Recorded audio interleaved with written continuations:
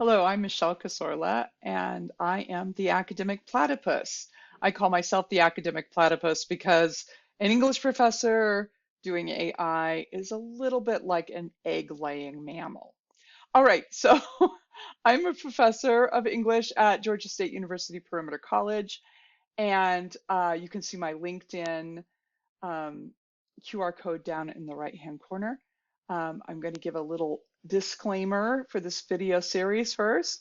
The views, opinions, and content expressed in this video series are solely my own and do not necessarily reflect the official policy position or endorsement of Georgia State University. I'm doing this all on my own equipment, in my own time. Okay, here we go. So I'm doing this whole video series with the assumption that people who are just starting out with AI might need some practical tips and some understanding for how to go through this process. I went through this process with a wonderful and very supportive partner, which was my colleague Eugenia Novokshonova, also at Georgia State Perimeter College.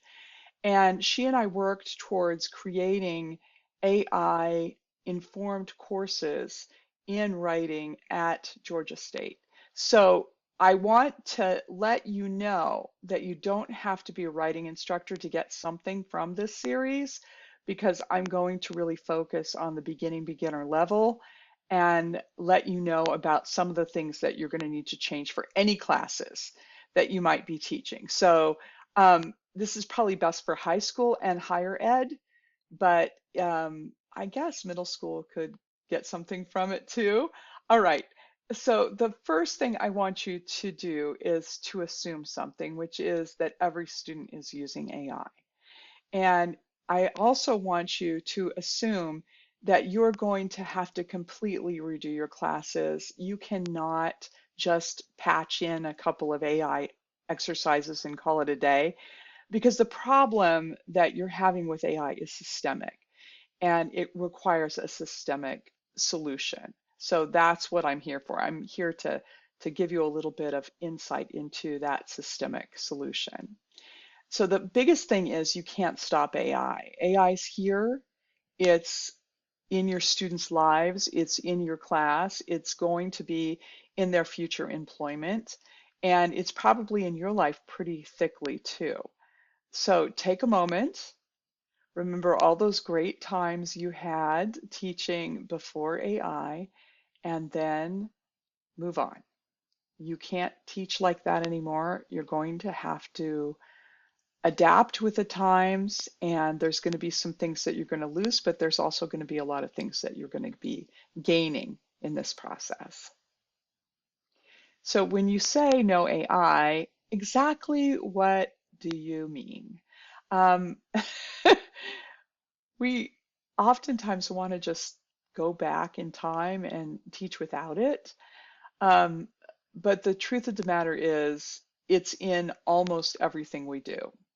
So it's part of Word, Microsoft Word, a very stable legacy program that we didn't think we were going to have to adapt anything to, but yeah, it's there. It's in Zoom, of course. You're going to be seeing it in your learning management systems like Canvas. It is in PowerPoint. You're going to find it even in Google Scholar, which is a little sad. I was hoping it would stay pristine, but I'm finding even when I do just a simple Google search, I have an AI layer, which is sometimes great, but it's also sometimes really super annoying. I just want the facts. And then the last thing is it's going to be in your email. I say going to be because they say it's in your email, but it hasn't completely tamed my email. So probably hasn't tamed yours either. Okay, so when you say no AI, you're talking probably about explicit use. All right, so that's when you actually go to an AI tool like ChatGPT and you say, I'm going to use this and I'm going to ask it some questions and I'm going to do some stuff. And so that's explicit use of AI.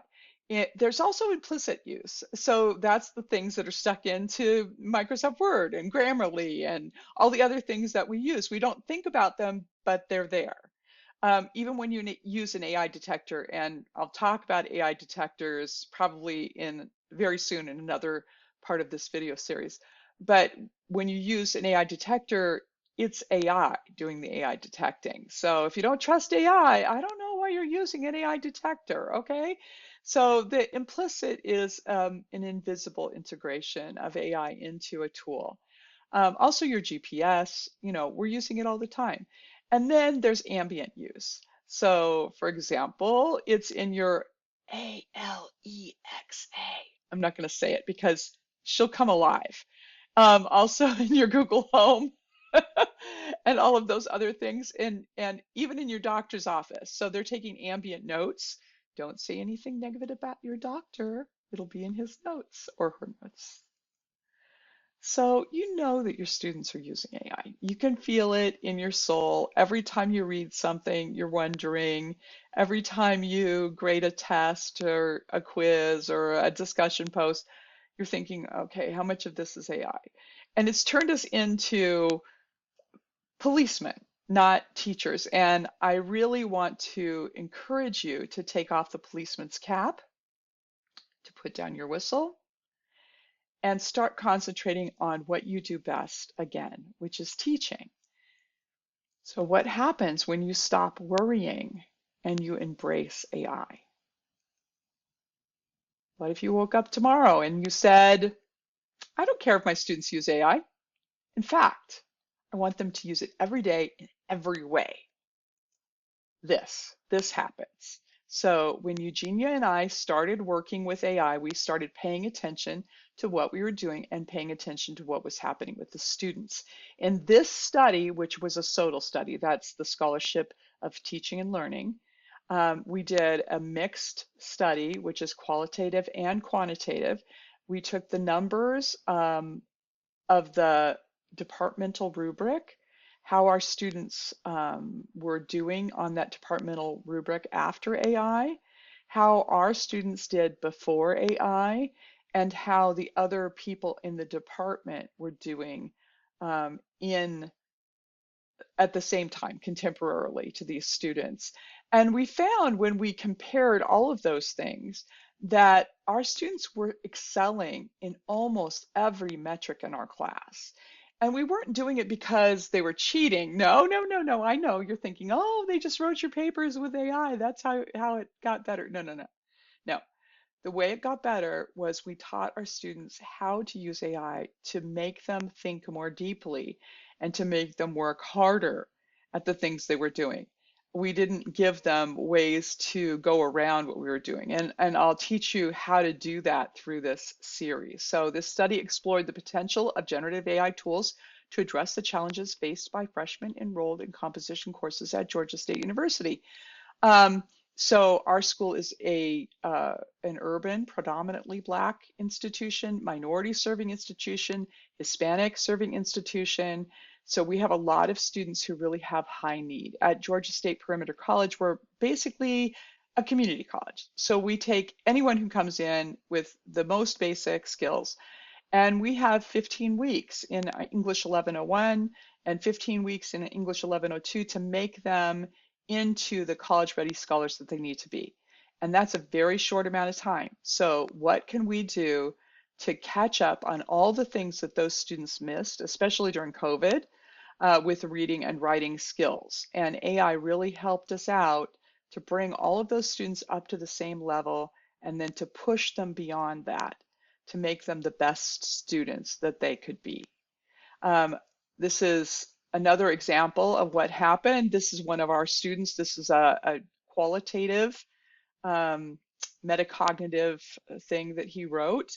I now feel more confident as a writer, not because I assume I am right, but because I know how to test my ideas, refine my questions, and strengthen my claims through evidence. The most valuable lesson I will carry forward is the habit of inquiry. Reading information as something to investigate and treating my writing as a commitment to clarity, fairness, and proof. And this is what we want for your students too.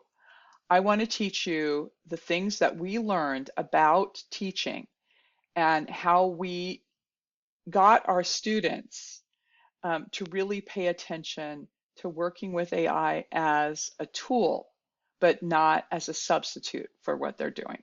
So if you like this and you're interested in it, you'll have to follow the next part of this and subscribe and like and pass on what we're doing. So, well, what I'm doing, I guess. All right. Have a great day.